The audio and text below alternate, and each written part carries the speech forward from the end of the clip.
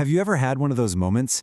A coincidence so perfect, so statistically, well, impossible, that it just stops you in your tracks? Makes you question everything? Today we are diving headfirst into some of history's most mind-bending coincidences. Events that feel less like random luck and more like, I don't know, a glitch in the system. So that's the big question, isn't it? Are these just crazy statistical flukes, or are they little clues that something much, much weirder is going on behind the scenes? We're about to look at some stories that are going to seriously test your definition of coincidence. All right, our first story is a wild one. It's about a novel that didn't just feel real, it seemed to predict a real-world catastrophe with an accuracy that is, frankly, chilling.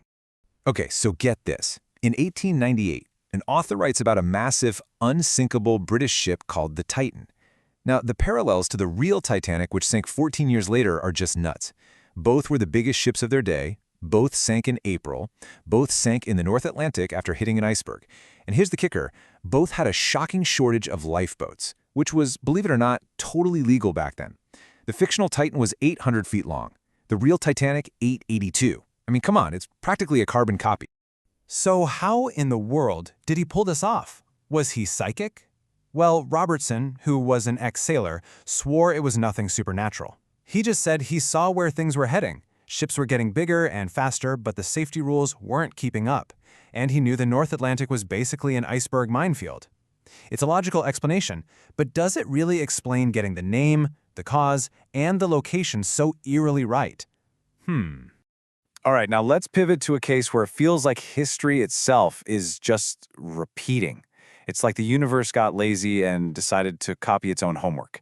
This story involves two of America's most iconic presidents, whose lives mirror each other across exactly one century. We start in 1846. A young fella named Abraham Lincoln gets himself elected to the U.S. Congress. A pretty big deal for him. Now, jump forward exactly 100 years later to 1946. A guy named John F. Kennedy also gets elected to Congress. Okay, that's a neat parallel, but trust me, we're just getting warmed up. Fast forward to 1860. You know this one. Lincoln is elected President of the United States. And just like clockwork, exactly 100 years later, in 1960, John F. Kennedy is elected president. This 100-year cycle is already uncanny, but the details, oh, the details, are where it goes from strange to straight-up bizarre. Look, the connections here go so much deeper than just the election years. Both were passionate advocates for civil rights. Both were succeeded by Southern Democrats named Johnson, Andrew Johnson and Lyndon Johnson, who were born exactly 100 years apart. And the assassinations, this is the most chilling part. Both were shot in the head, on a Friday, while sitting right next to their wives. Lincoln was shot in Ford's Theater, Kennedy was shot in a Lincoln car made by Ford. Their assassins, John Wilkes Booth and Lee Harvey Oswald, are both known by their three names. Each name has 15 letters, and both were killed before they ever made it to trial. It's a pattern so perfect it almost feels designed. So if the Lincoln-Kennedy story feels like a historical echo, our next one is about a piece of fiction so dark it's like it reached out and dragged a real, horrifying event into existence.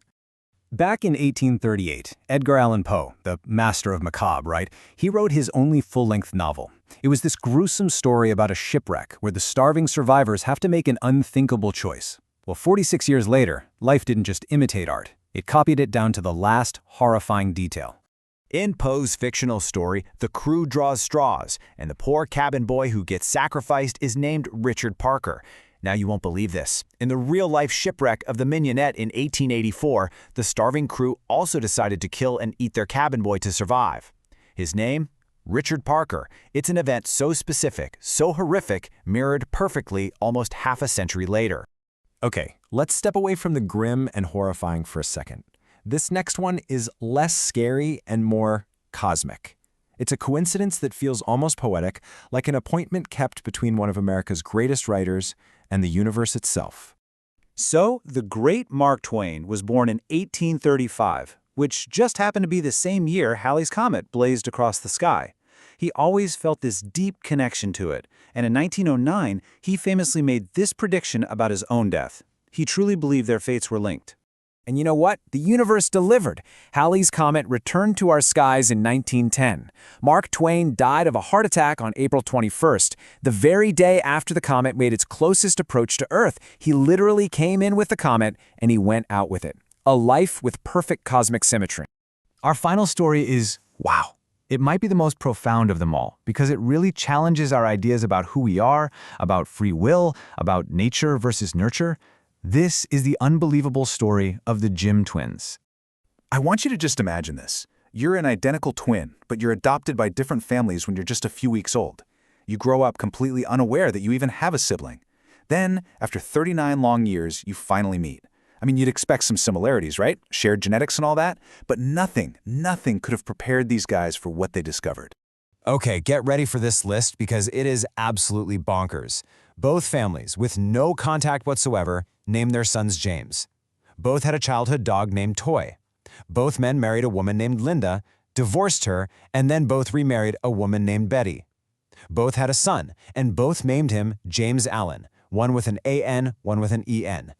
They even chain-smoked the same brand of cigarettes, drove the same model of light blue Chevrolet, and vacationed at the exact same small beach in Florida. This one really makes you wonder, how much of your life is actually your choice? So, what do we make of all this? A shipwreck that was written before it happened, presidential doppelgangers a century apart, a death foretold by a comet, and two lives lived in almost perfect sync. Are these just statistical noise?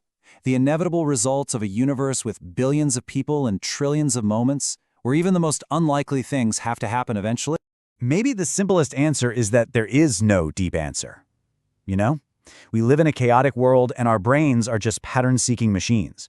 We're wired to see connections where maybe none exist. It's called confirmation bias. And yeah, statistically, given enough chances, even a 1 in a billion shot will eventually come up.